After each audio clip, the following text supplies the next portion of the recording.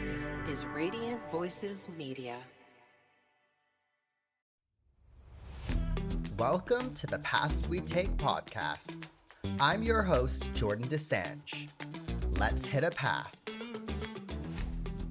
Hey there, and welcome back to the Paths We Take. Today's guest is someone who embodies what it means to chase excellence in a sport that requires three different sports within one. That's triathlon. Steve is a professional triathlete whose rise in the sport has been anything but typical. He didn't grow up swimming, cycling, running like many other elite triathletes.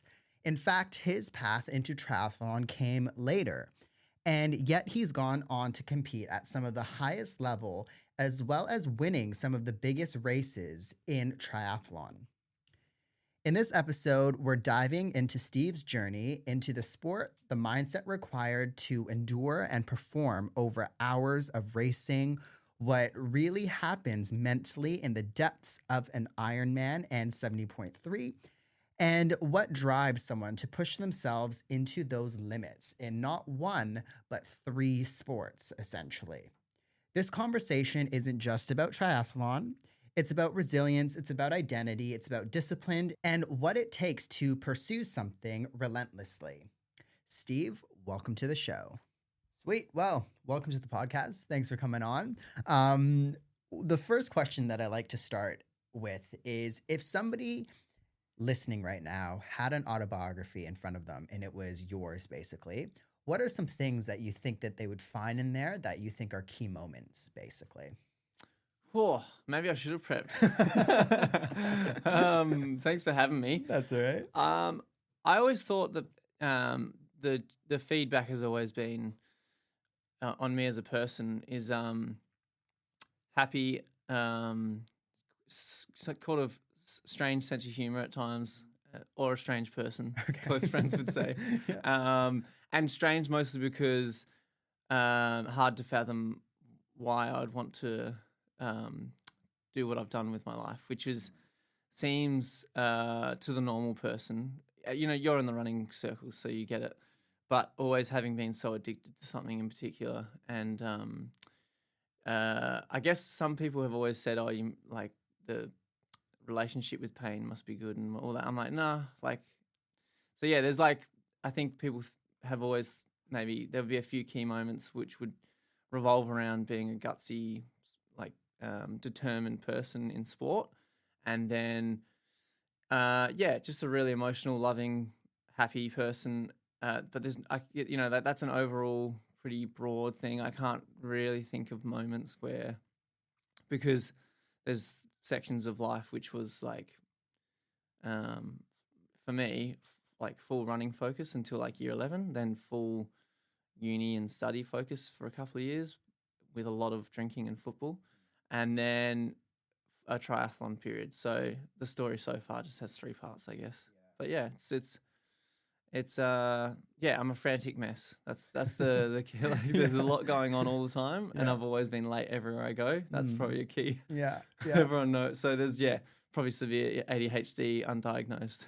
You're on time today. So. Yeah. Maybe it's running. Maybe you need to run everywhere. Oh, basically. I don't know how long it takes to get somewhere in a car, but running, I'm like, oh yeah, if that's 9K away, it'll be exactly this much time. There you go.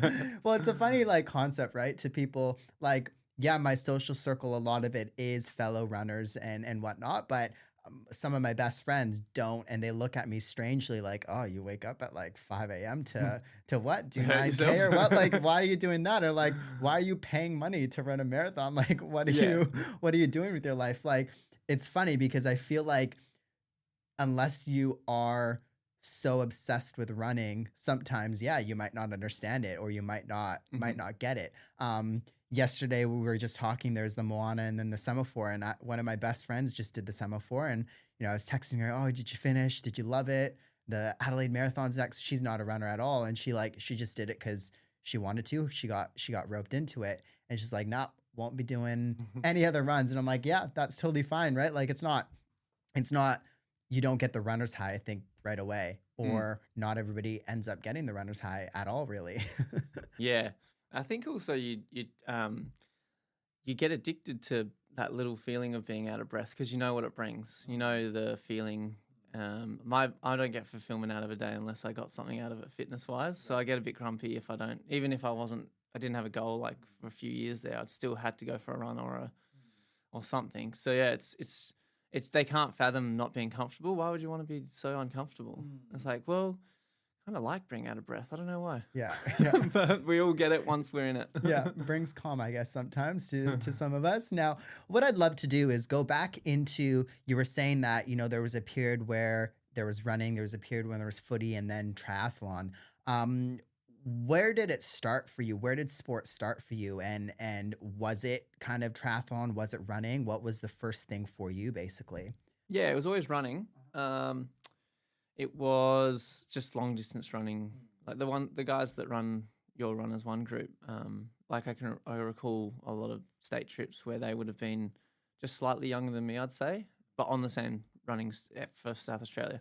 So it was always running, and I wanted to get back to it at some point, but I had a bad relationship with running eventually because if something's everything to you and it disappoints you a few times, you can get pretty angry at it. So my life changed a lot because I didn't want to give running up. I didn't want to become what would call a normal person, like not chasing something big, just happy to like have your normal life. And I don't think they're not like other people aren't not striving for things. They've got goals, but I think there's something different about a sports goal. There's something that like a career goal, I think you can chase it, but you can also have a lot of fun. Whereas a sports goal, it's just different and you're not a normal person because it affects every other part of your life because it means you have to live a certain way. So I've always struggled with living a certain way because I do like other things in life too. So it's a constant battle. But yeah, it was always running. Just played every other sport and then my mates were playing footy. That's the only reason I played footy. I was more just trying to finish a law and marketing degree. But having fun playing footy just was the go for a few years on the side and you get some sort of drive out of that too. So trying to play better, I guess, or gain weight because you're a skinny runner. Yeah. Story all too well known myself. But I think it's interesting because like you were saying, people who might go for the career route or, the typical 9 to 5, for example, like, yeah, it's not like they don't have a goal, but like you were saying, I think the thing about, a professional athlete, and we've had many on the podcast as well. And one thing that I've come to know is it can be very unpredictable at times as well. With injury or with, just kind of what's coming in the future and all of that. And I think that's not something that a lot of people might understand about, someone like yourself going after the goals that you've gone through. Because sometimes it is more of a linear path when you do the uni route and then you do the, 9 to 5 or whatever. Like, yeah, you're chasing that, but like, it's not like the path is intertwined and you have your ups and downs as much as maybe an athlete would, I think.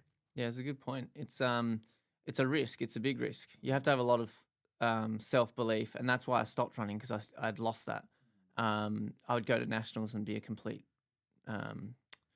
mess in the head. Like I just couldn't do it in the head, and then I came back and had perspective because it doesn't. None of it actually matters, and I don't even care a week later. So why was I so nervous and stressed? But yeah, you're right. I know so many incredibly driven people that are close to me, but they're not what you'd call a professional athlete or a sports person. It's just, it just doesn't, their drive doesn't absorb their whole life. That's the key difference, I think. And that's what probably people don't get, the risk, like because I was completely broke for 5 years trying to become a triathlete, learning how to swim and ride at like 23. So some people might not have got that, but most of them like were really like supportive of it and thought it was awesome that I would just, as you said, the linear part, just change, did a 180 and said, screw this. So I had 3 law subjects left and I still do. I just can't get back to do them.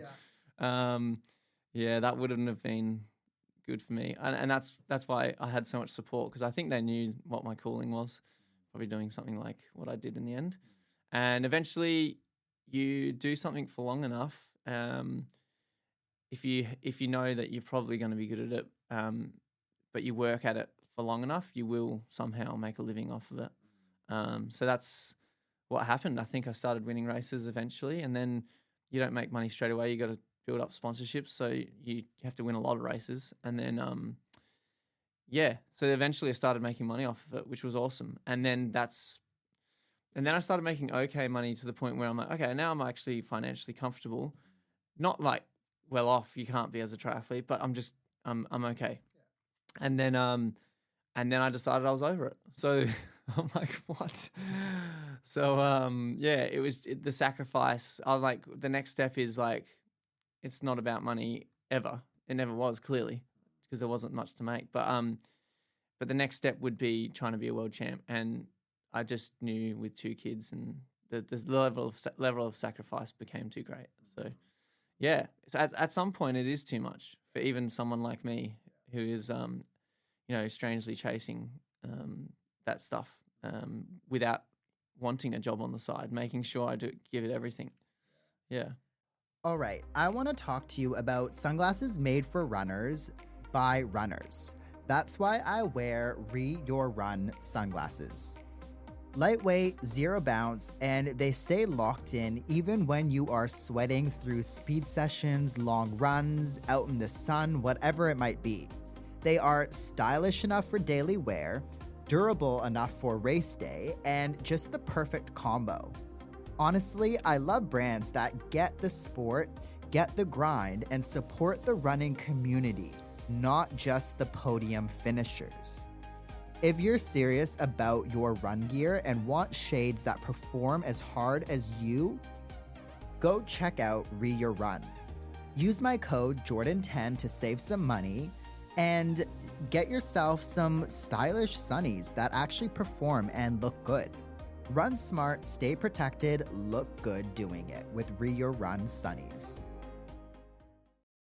All right, let's talk about supplements that actually earn a spot in my routine. Not hype, just results. I love the Tropica matcha because I love clean energy without the crash. But also I like how this matcha is smooth, it's not bitter, and I genuinely look forward to having it every day. There's also the pineapple creatine. Creatine isn't just for muscle performance, you guys. There is more research coming out about how it supports mental clarity, mood, etc., etc. If you train, think, move, breathe, you should be taking creatine, in my opinion.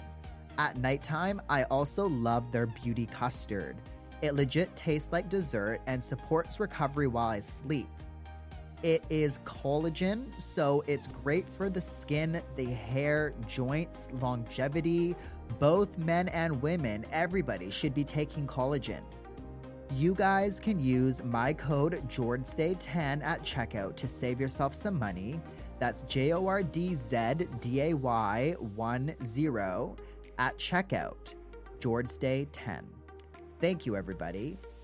Now, you were saying that you kind of needed to learn swimming, riding at 23, which I think sometimes for triathlon, when people are in the sport, not necessarily late, but like a lot of kids these days are starting when they're, 10 or whatever.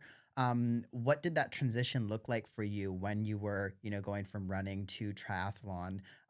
What was the reasoning behind that at that point? Well, I never would have found it. I just wanted to get back to running. But I broke my leg playing footy, and I'm like, oh, well, that's it, because I had a manual car, so I couldn't drive that with a cast on for 14 weeks and no weight bearing. And so then I can't drive my car. I'm a landscaper on the side of my law degree, so I can't now work. So I'm moving back with my parents. So I had to get out of the rental I was in. And, I'm just playing amateur league football. There's no support. So I was kind of screwed. Finished the most law subjects I ever have in that period, Okay. which was great because I was stuck doing nothing but studying. Yeah. But I nearly went crazy. So I read this article, and it was Richard Everest. He was an absolute jet when we were kids, the most talented by far in SA. He would win nationals against Ryan Gregson. They would kind of go back and forth winning. He's a name that went to the Olympics a few times. But yeah, there was this article, and it was like, years on from junior running. I'm like, whatever happened to Richard? He was just, all he did was running, and he was amazing.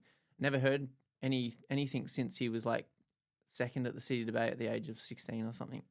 And then I read this article, and it was Richard just wants to run, and it just brought me to tears. It was like he had a botched surgery, just a quick surgery, fix up a toe that was having some issues, and he could never run again because of this whatever went wrong in the surgery. And it was really emotional from his quotes that that were in the article, like just explaining that how much he wanted to run. It was all he cared about, and that he has to get on with life and accept that he can't.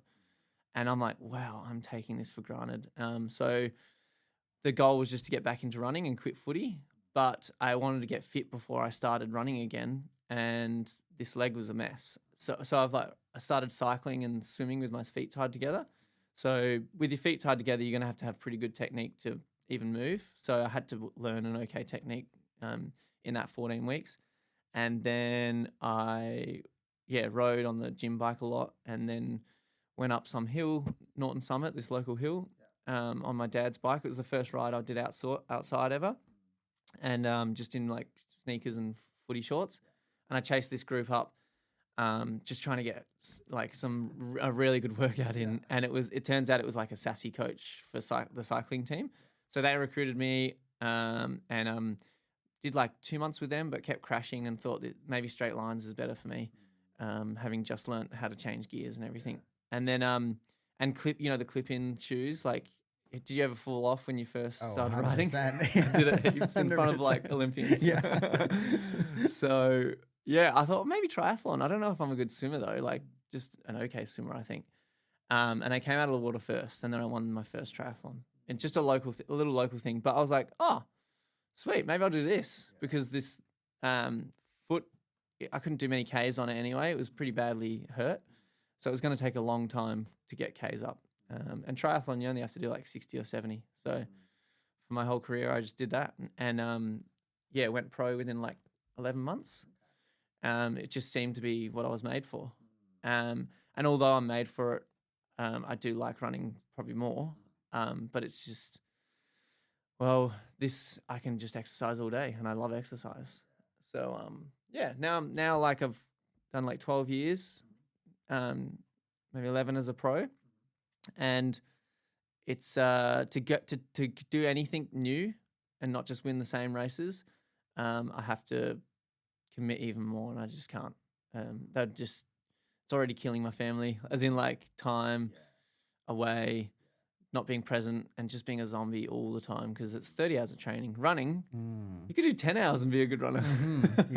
Yeah. Well, like, that's something that I think is hard to understand. Like, you don't have just the runs, then you have the rides and the swim on top of it. And sometimes the rides, like when I was training for 70.3, like spending 3 hours or 4 hours on a Saturday, like that's pretty much all your morning gone. And I'm in a fortunate position. I don't have, kids or a family, so I can sacrifice that time. But at the same time, then you're getting home and still go for a run, and then I'm like napping the rest of the day because I'm so exhausted. And like, I think it's very hard to understand why you would want to do that, and then B, like, oh no, sorry, I can't come out for lunch, or I can't come out for dinner because I'm just so tired, right?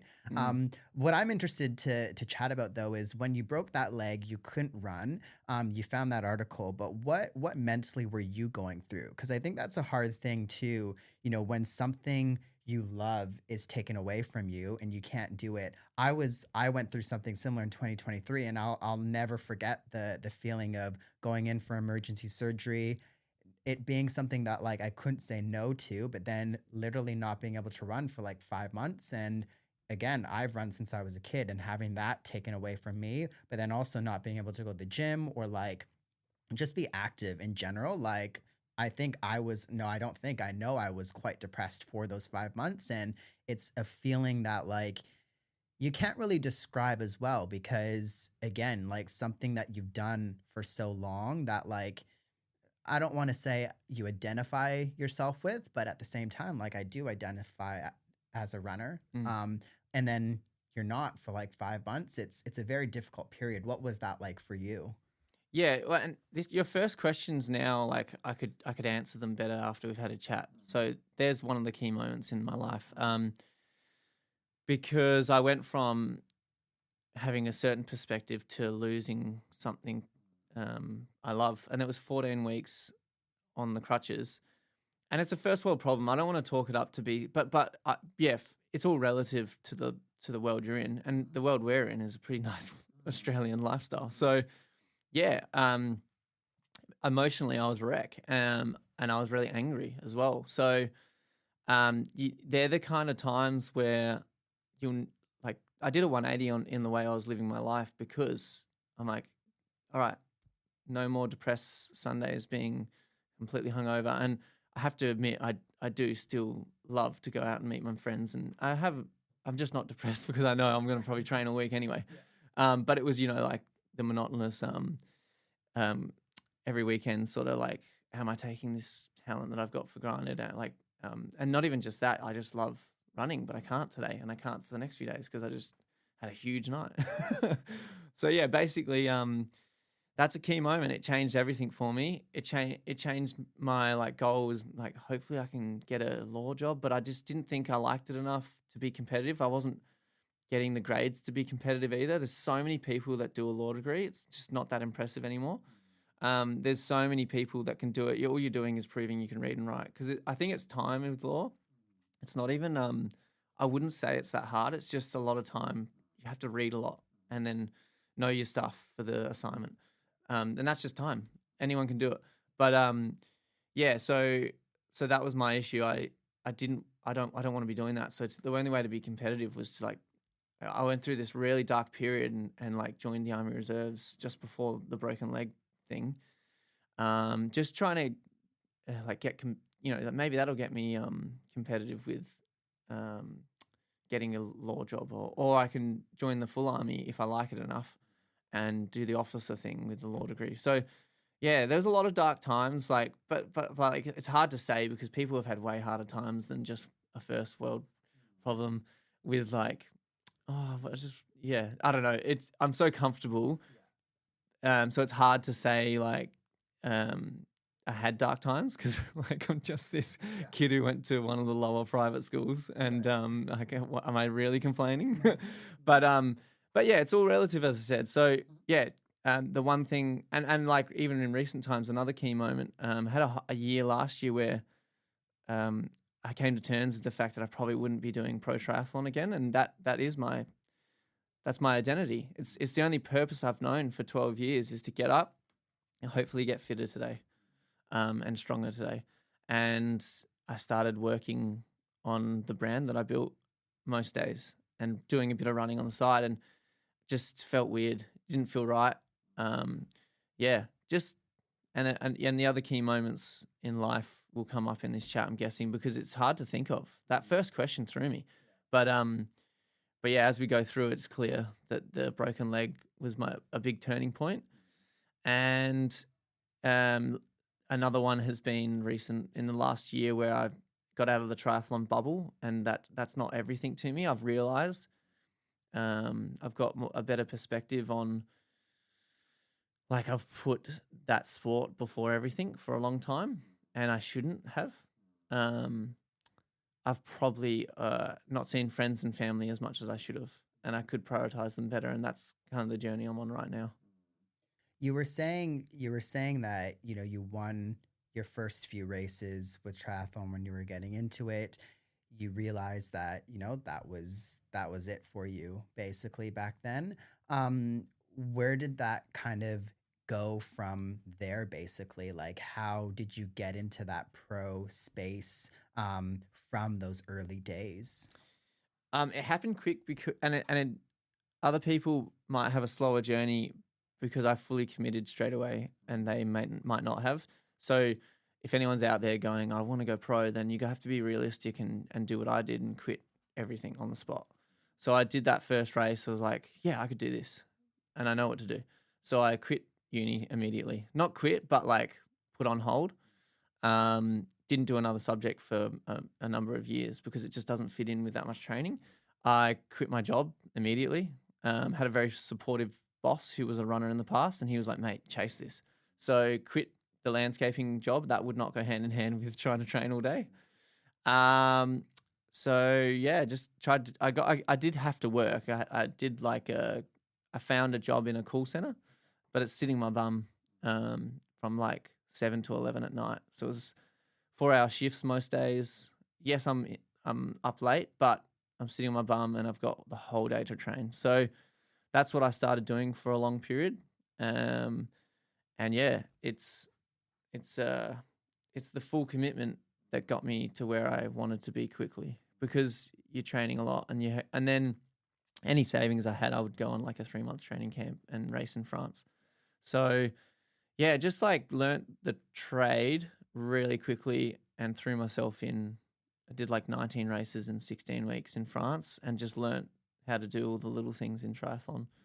Um, and yeah, it's a one way to fast track it is just to go all in. You have to with this sport, especially with the late start that I had. Mm. What are kind of things that you'd like, aspiring maybe pro triathletes to know? Because I think you mentioned some interesting things, like, the money that you were earning went into training, went into camps, went into travel for sport. I think one thing about Australian athletics, Australian running, and even triathlon is a lot of these, championships and things are overseas, and you need to fund that somehow, right? Which a lot of people might not understand. It's it's easy to think that, like, or it's, like, I think we think, oh, you go pro, cool, like you're gonna get all these sponsorships and, like, you're gonna be able to go travel the world. And yes, you are, but like that needs to come from somewhere, right? So like, what are some things behind the scenes, similar to what you mentioned, do you really have to focus on when you want to go pro? Yeah, if you do want to go pro, um, it's hard. But you either need parental support in some way, and if you don't have that, then you do have to work and get a job where you're off your feet. And I would say 4 hours a day is good because you can still fill your time. And I would say fully commit, because as you said, without kids right now and a family just yet, you have the freedom to train all weekend outside of work hours. But that goes. So you need to make it. You need to make it. It's a rush, because you need to make it before you get that partner who wants to settle down and have kids. Because it's not then your dream's done. You need to use those years you've got where you can just go riding all day with your mate and they're all studying, and because that goes quick. Like, I had to build my base in that period. I didn't realize that this full-time triathlon thing was still going to be limited to a 9 to 5 once, and limited on weekends with family stuff. I didn't realize like the starting a family and having a partner you love was going to interrupt training so much, but you want it to, because that's what's really important in life, is the connections and family, not the achievements or the triathlon. So whilst you're either single or don't have kids, or the commitments, and a little bit of parental support, or just able to have a small income and just do like the 4 hours a day or whatever at night or in an office, whatever it is, you need to make the most of it. It's short lived.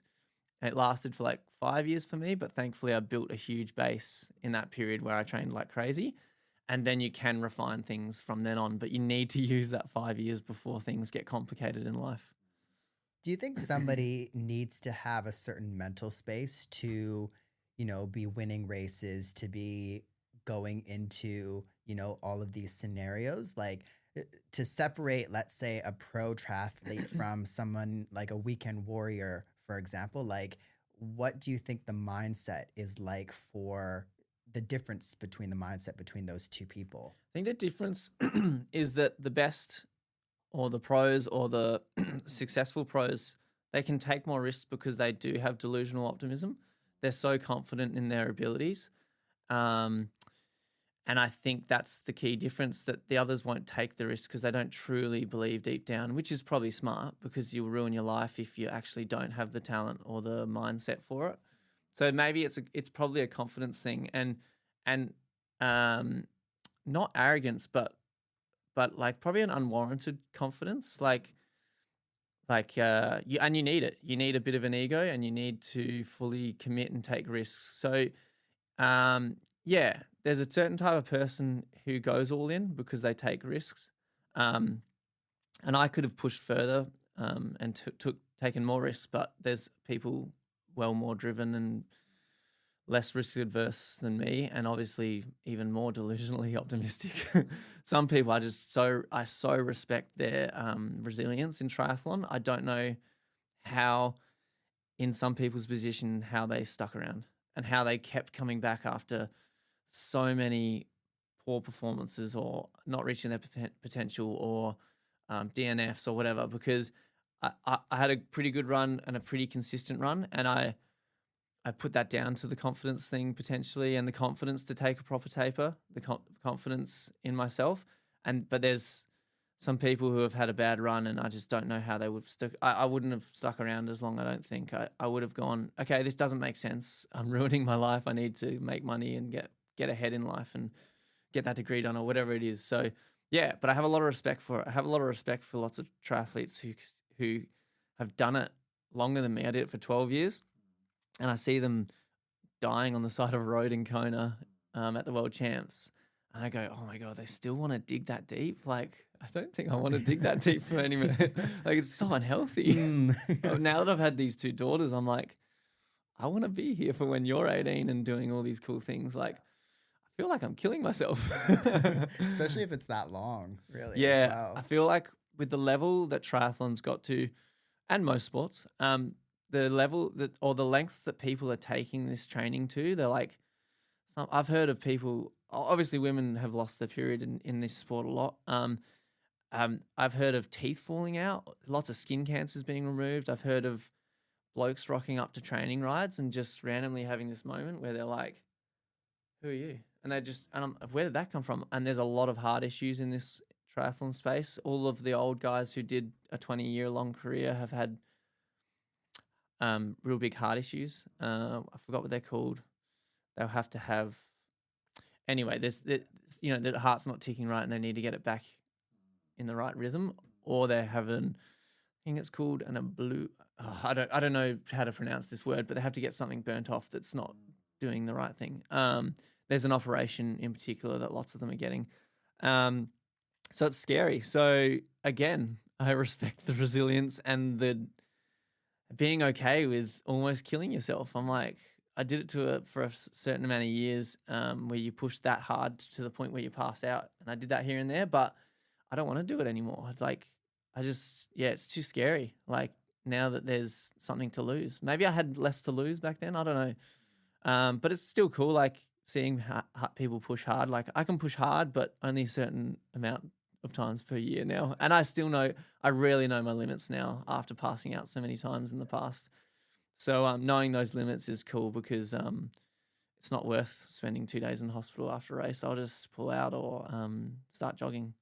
Yeah. It's I don't know if funny is the word, but like, it's interesting to think of something like this, like an activity which is considered healthy, quote unquote. But then, like you're saying, you have people that, have heart dysfunctions, or, after a full length Ironman are needing to go to the hospital on IV drip or whatever it might be. Like, those are all stories that I've heard as well. And like, you also are like, oh, like, is it really healthy, to be doing something that, like, for something to be considered healthy and activity, but then I guess you do have to be a bit unhealthy in a sense if you want to hit that elite status, or, if you want to push yourself to that limit, really. And I think that's what I have always found interesting about triathlon. I don't know that there are a lot of other sports like it where you have to, like, it's an endurance sport, of course, but like, for you to have to endure that much, like, there's really nothing as comparable, I don't think, when it comes to like a long form triathlon like that.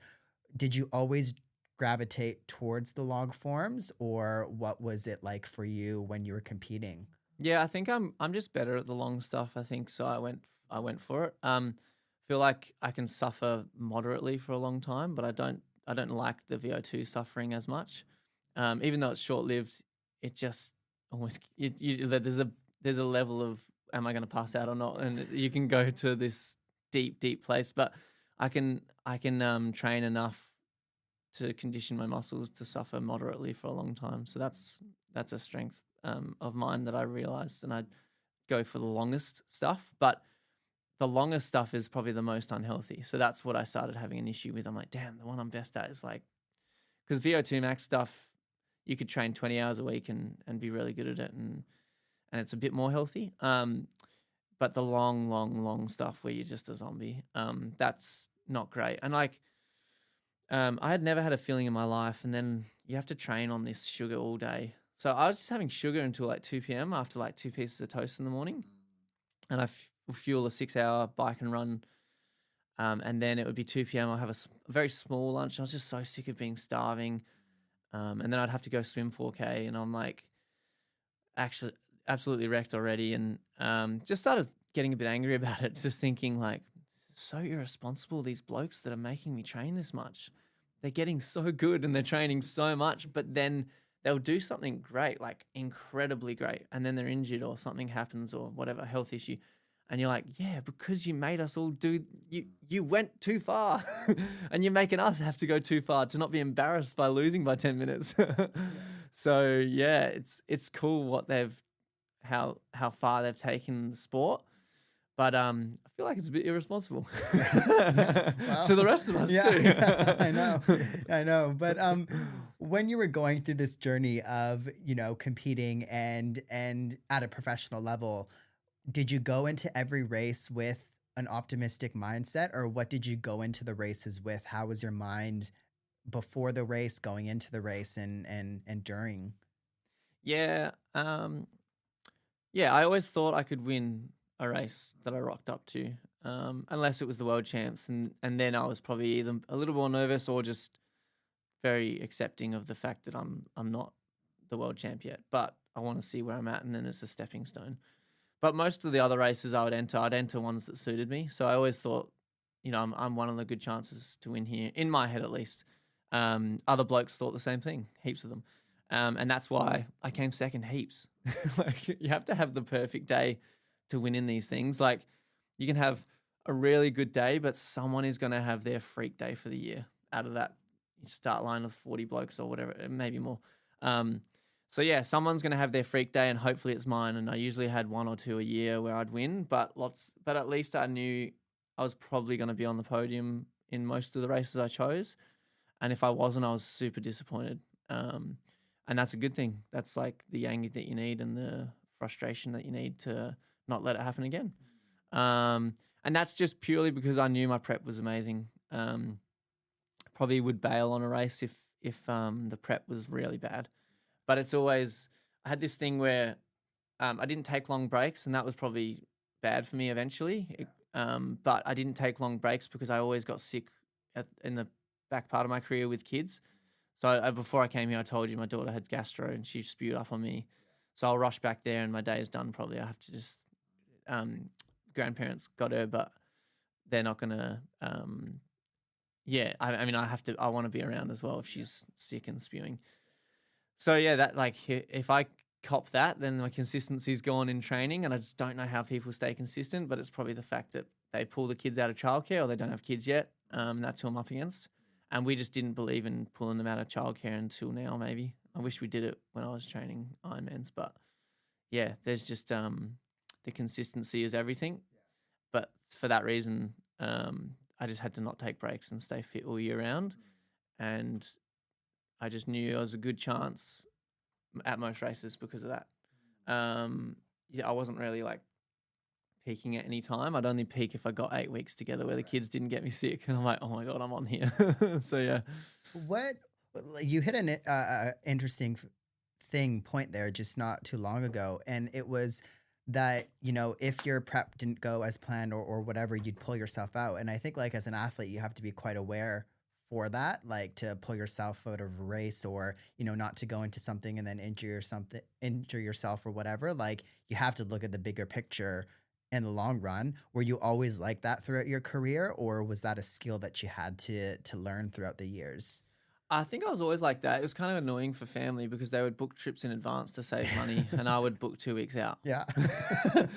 And I would cancel half the time. So they stopped planning ahead. And I felt really bad because I bailed on world champs heaps of times because the prep wasn't good enough. I can't go up. If this is a business at the end of the day, I need to make money off this sport. Otherwise, my family's. I can't just waste. I can't just throw 20 grand away at a race in the US or Switzerland. It's a lot of money to go and get the travel out of the way and be there for a few weeks before the world champs. It's a big project. And I thought, well, I'm just throwing away 20 grand. Why would I do that? I'll just have to skip. But yeah, because so it's pretty frustrating for others because they've booked the trip and to support you and then they're going on the trip and they're probably going to the race and watching a bunch of randoms. So yeah, it is frustrating, but everyone eventually learnt, don't book a trip. Steve will change his plans, but I had to, like, it's my job. So I begged people not to plan ahead.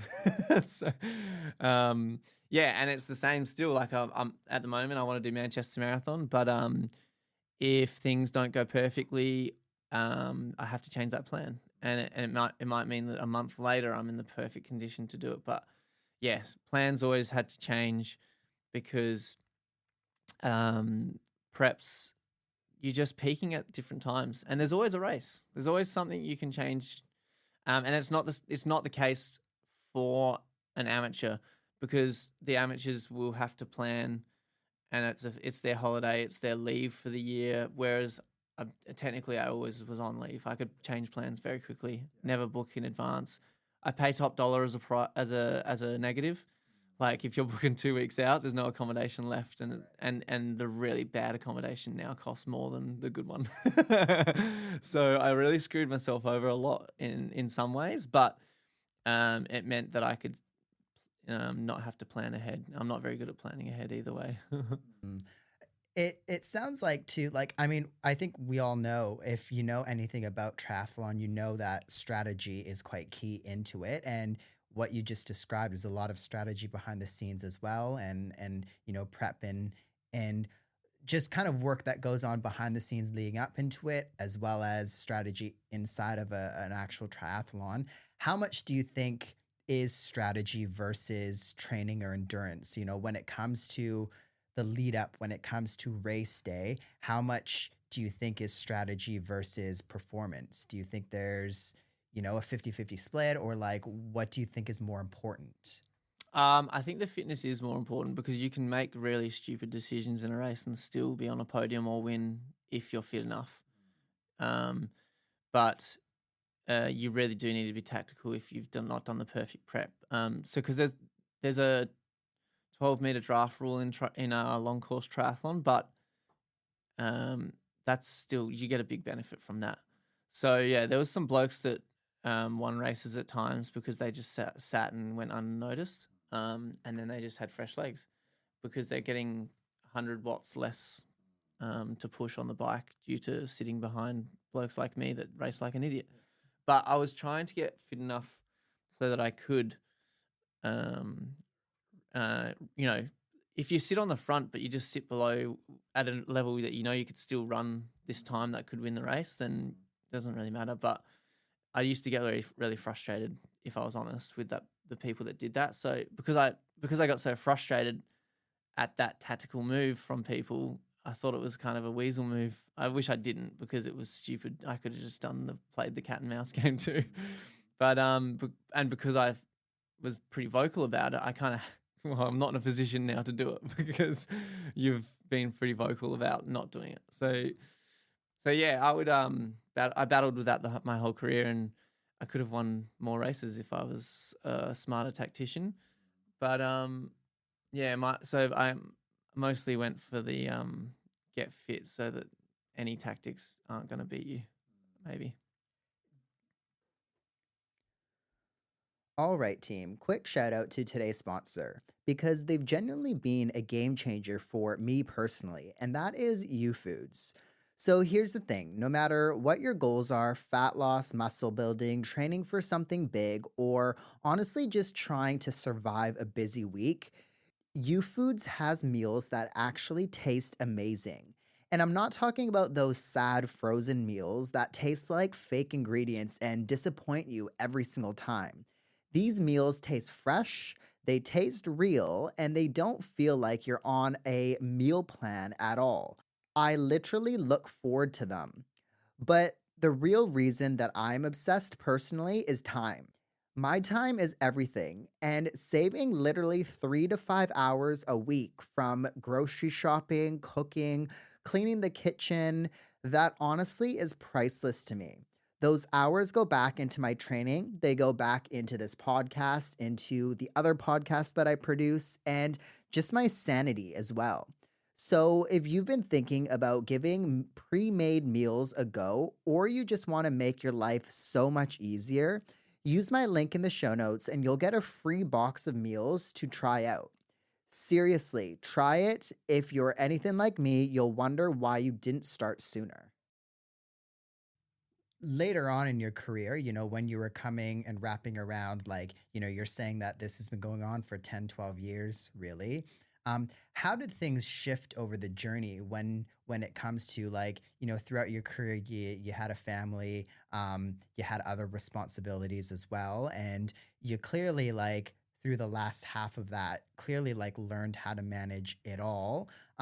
But of course, you mentioned you had to make sacrifices in that. And I think a lot of people don't understand that unless they're in that position or unless they get into that position. What did the backhand hand of the career after the first few years look like for you? How did things kind of look differently from the beginning? I think you're able to commit a little less eventually, because you've done the base, you've done all that work. I also was finally a bit more relaxed at races because I was very confident in my abilities. I also was more relaxed with the fact that the sacrifice was understood by my friends, and it was pretty early. I just didn't realize. I was always like, oh, I wish I could, and um, I was skipping a lot of events and or away or whatever, and I always felt really bad, and they knew that, but they were really supportive, and I wish I knew that early days. I wasn't in my own head thinking like, wish I could see my friends more because they just totally understood, and I know that now. They were so on board with the achievements I was or whatever. Some of them would sit me down when we were drunk at the late night when would be there, and they were like, "Hey, we're proud. Like, relax, just come and have no beers. Come and be there." Because what I'm like is like if I rock up and it's fun, I'm like, well, screw it, I'll have 10 beers. Yeah. And they're like, you don't have to do that. Just be present. It's fine. So yeah, I could have actually been a lot more present throughout my whole career. So yeah, later days I was just getting a bit better at all that. Still wasn't any balance though. That's why I had to quit. Triathlon, there's just no balance in life. It's just not a thing. And anything people want to do, this just goes for everyone. If you want to be great at something, there's heaps to sacrifice. If you want to be great at anything, it takes all of you. So, yeah, you're going to disappoint and you have to say no a lot. I wasn't very good at saying no early days. So the good thing in the back half of my career is I got a lot more confident in my influence with brands. I got a lot more confident in my abilities. And so I could start saying no. And I started thinking about my family more. But as I said, it's still never enough in triathlon. It just takes everything. I think too, like it's hard unless you have maybe a family member that's gone through it, or unless you have gone through it yourself. It's very hard to imagine, the amount of time that it goes through, and like what you mentioned that your friends understood and all of that. I think that's quite important too, because a lot of the times I think when you are going after something, even like I think an amateur athlete, like even if you're training for a full course like Ironman or something, it takes a lot amount of time. And I think sometimes athletes might just be a bit embarrassed of, saying no to the things and whatnot. So they don't tell people their goals or they don't say why or whatever. And that's when things get a bit fishy. But I think like a common thing that's come up on the show before, it's like if you are honest on what you're going for, I think it makes it a less like awkward when it comes to, saying no to all of these events or whatever. Cause yeah, you do want to be with friends and family and everything, but at the same time, if you want to finish, like an Ironman's not a short thing to do for anyone, really, Mm. professional or amateur. Like you do have to put in those sacrifices, really, which is not a lot of people, again, unless you're actually going for something like that, not a lot of people will understand, I think. Yeah, I admire um, the sacrifices and the commitment that amateurs have more than the pros, because I always did a bit on the side. So it was a bit more sacrifice because I was doing not just being I wasn't just being a pro. Always did something small on the side. And then at the end it was very different. Building nerd belts on the side was just a nightmare. But it made me even more appreciate what the amateurs have had to go through, because if they're any good at Ironman, in like especially if they're any good, because to get good whilst having a full-time job, that's a lot of hours. And that's a lot of balancing the needs of your partner or kids or so yeah, how they've done it. You just really need to get everyone around you on board, and you really need, like you said, you got to be honest and you got to get vulnerable and go, look, this means this much to me. I'm on this journey. It's not going to be forever, but get on board. They have to get their friends and family on board, because otherwise they're not going to be their friends and family for very long, because you're definitely out doing the training mostly. But it's only a small part of people's life usually. It doesn't. That's why triathlons, it's such a big commitment that no one is all in for much of the year. But you got to go, all right, uh, the race is in June. Just give me 4 months being like, Obsessed. yeah. Obsessed and Yeah. like everything's about that. And then I'm back. You've got me, and you've got more of me. I promise. So I think they're making deals to get that next race out. It'd be so hard. Yeah, I really admire the commitment, but they, yeah, I feel like they're short-lived triathlon journeys, because someone eventually will put their foot down. So they, unless they do it right, and that's being vulnerable and saying, look, I really need this. I'm taking my life back, and I've heard that a lot from the amateurs, and because I always thought, like, why would you sacrifice that much when it's just for fun, and make it not fun because the pressure's on, because if I'm sacrificing this much, my partner is going to expect that I'm going to do it right and at least finish. So it's tough. The pressure is on. I'm like, why? I always felt at the start, like, why are they nervous if it's just for fun? There was lots of questions for me, but eventually I got it. I'm like, geez, they've put life on hold for everyone around them, like I have, so if I've got a lot of sacrifice as a pro, and I don't even have to have the full-time job, how much sacrifice are they going through to do the same distance? Like incredible amounts. So that's why I respect it so much. And that's why they really have to get people on side and pay back afterwards. It makes it a bit more special too, I think, when you get, your loved ones around it, like crossing that finish line with them versus without them. I think it makes it a lot more special too. But what I'm interested maybe to head in is that last half of the path. You were saying that, you realized that you need to step away a little bit more from the professional side of triathlon and everything. Where was that decision? Where did that come from? And kind of what kind of went from that decision, basically? Where did you go from there? I don't think I would be. I would still be a pro triathlete right now if I didn't start nerd belts. But I was running along in a race with a Powerade bottle down my tri suit, and I drank like double the amount of any other race on the run, and I ran way better off the bike. And I'm like, shit, maybe I should be doubling my fluid intake. The aid stations aren't giving me enough. So I had 600 ml extra because it was tucked in there. I'm like, there's got to be a better way to carry this though. So I tried a few belts and they were crap.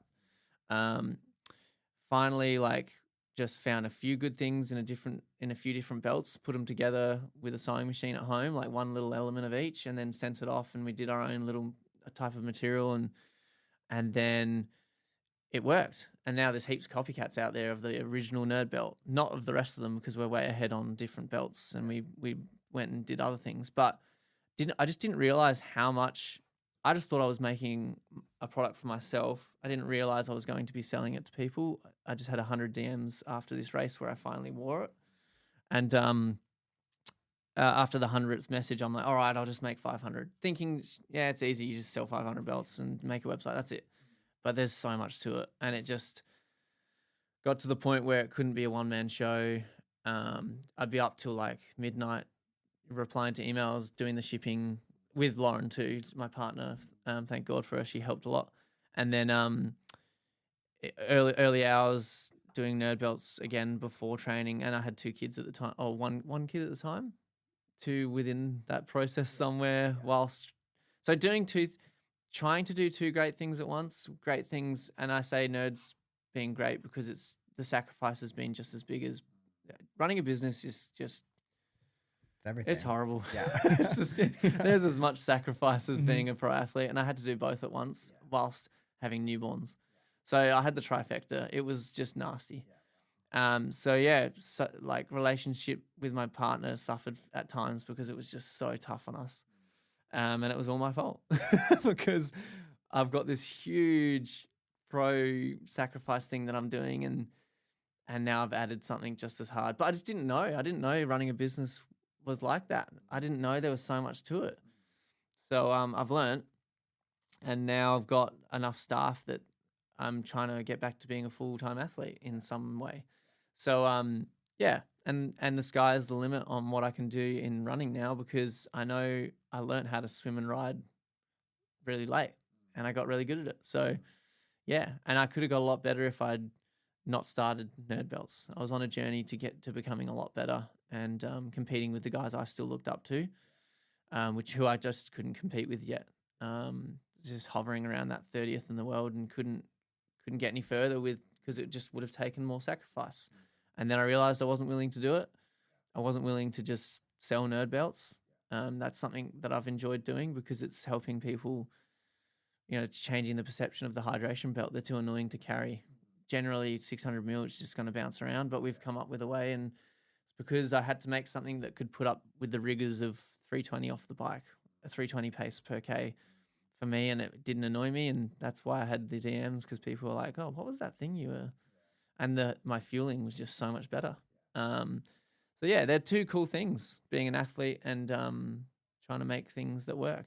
And they're both really hard. Like there's always issues. And you don't know unless you've actually put yourself in that. Like you can't guess, oh, being a pro athlete is going to be hard or like starting a business is going to be hard because you just don't know sometimes. Even if you've gone to like business school, which these days you probably don't need to start something like that. Like you just don't know unless you've actually put yourself in that situation. And do you think because of being a pro athlete, having to have had all of those challenges and overcome everything, do you think that helped you in this situation or in this new venture, or how do you think that intertwined?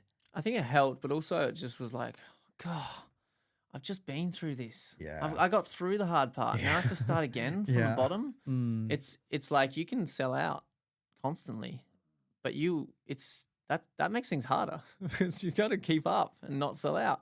And keeping up means ordering way more than you need to try to account for the growth. So just everyone's like, oh, it must be nice though. You're pulling back on triathlon and now you got a steady income. I'm like, nah, man. Like I was like financially fine. Now I'm like broke because I'm trying to quadruple the stock I stupidly added 10 products because I was so excited by something that worked.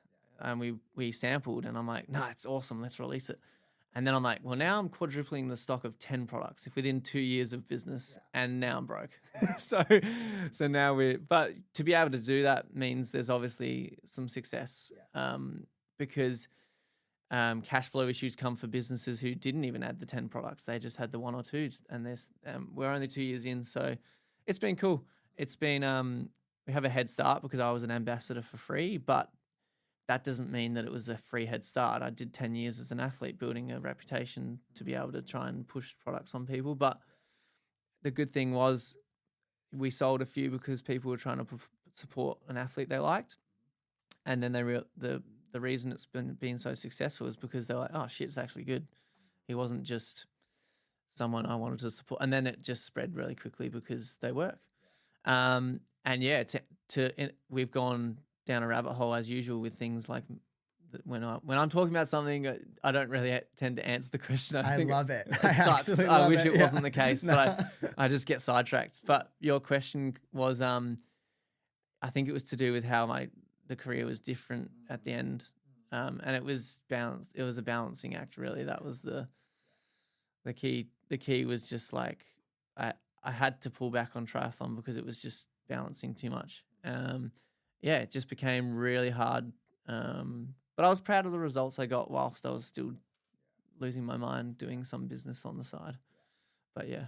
You saying now that you have enough athletes to train more and get back into some more intense stuff, I would assume. Where do you think the athlete world is for you now? Or where do you want it to go? Yeah, we've got a team that can do most of my roles now. So people are like, oh, cool, I guess you can get back into triathlon. But that, like, I've had a taste of running now, and I know most of my sponsors actually said, oh, so you're going to do triathlon or running next year? I'm like, oh, no, I'm kind of thinking running because I could still cross train. Like the last month I've done 20 hours a week of training. And that's not normal for a marathon runner. They're usually doing like 14 or 10 to 14. So I'm getting 6 hours extra because I'm doing so much cross training. Well, probably 8 hours extra because it's mostly been about 22 hours in the last few weeks. So I'm super fatigued, but that's a huge amount of base that I've caught up in a short period of time because I've done so much. So yeah, I feel like I could do running, but with the cross training still there from triathlon. I think I've learnt a lot. I think 30 hours is too risky. I kept getting sick. 20, I think I can stay a bit more healthy, and it's still more than any runner's doing. So we'll see how it goes. And as I said, I honestly think the sky's the limit. I haven't done a prep that's been over 100 Ks average yet. So I think the marathon standard is like 160 Ks, maybe 140 to 180, somewhere in that range. So I want to start doing that. I want to see where I can take it. I've got my own training philosophies. I think that it'll work. So I'll just take it as far as I can. Yeah. And as unbelievable as it might seem to others, I'm delusionally optimistic, as I said at the start of the episode, and I have enough confidence in my training philosophy and abilities to see where it goes. What, for the person listening right now, what is a key takeaway that you want to leave them with? Key takeaway is if you're trying to do anything great, there's not going to be life balance. So I reckon my advice, if I had my time again, would be focus on it being fun more than doing something great. Because I went through the 12 years and the most fulfilling moment was definitely my Ironman win, but it was the embrace with my partner because we went through a lot of sacrifice together, and my daughter was there and we hugged and cried and like, oh my God, you won one finally. Like, yeah. And it was huge, this moment. Like I nearly tear up just talking about it, everything but it made me realize like, well, it's the connections with people that actually matter. So the goal is not fulfilling. If you achieve it, you're just like, what's next? Yeah. It's always a stepping stone. So it's about the people, and I still need, like, this is a takeaway that for me too. Like, I still train alone. I still don't have my group. You have a group. It looks cool. I had a group that I coached. That was really good. That was one of the few best years of my triathlon career, was when I had people to do the training with, and that's so yeah. I think just when you're prioritizing doing something great in life, do it with people and search for balance. There's not going to be balance if you do something great. My advice would be lower the expectations. unless you're like, yeah, because if you are going to truly be great, then you probably can do it with balance sometimes in running or other things because it doesn't take up all the whole week. Yeah. If you're in triathlon, I'm sorry, you're screwed. Yeah, that's a tough one to give advice on. Yeah. I would say though, get your family involved. Probably don't marry someone who hates triathlon. That would help. Yeah. Just marry a triathlete. That makes it easier, doesn't it? Yeah. But yeah, it's like it's very interesting because it's a solo sport, you know, like running, triathlon, you're out there by yourself, but at the same time it doesn't need to be, you know, like you were saying. Like I've been with Runners One for 3 years and I just started training with the squad in January, and I reckon the last like month and a half that I've been with the squad, I'm like, what the hell am I doing for like the last 3 years? Because like just being around other people makes a massive impact. And like you've talked about, you know, the fact that, you know, now the supports around others is important, and family and whatnot. And I think that's something that when you go after a goal, we've discussed this already, like you do make sacrifices, and a lot of us sacrifice that social support, which I think it's easier said than done. Like unless you've gone through it, it's like it's nice being here on the mic and saying like, oh, you know, train with others, or like don't sacrifice, you know, your relationships or whatever. But like unless you've actually gone and done it and experienced it, because those are the kind of things that are easier to sacrifice, I think, for some people, just because it's your support system, you're comfortable with them and whatnot, right? And I think in the back of the mind, you know, okay, well, they're still going to be there when it's done. But I think too, like you don't need to make that sacrifice, which is you can important. bring friends in, or you can find friends that do it with you. But I think people who get into endurance sports are potentially running away from some demons, or have some demons they're fighting. But the problem is if you don't make it fun and you make it goal orientated only, and you don't do it with people, you're probably going to just create more demons. And I did that. I trained alone my whole career, and I created new demons. I was running away from some, and because I didn't do it socially enough, you know, like I would do a 5-hour ride staring at a wall, listening to a podcast by myself in the garage, rather than, you know, be a little less successful and do slightly less,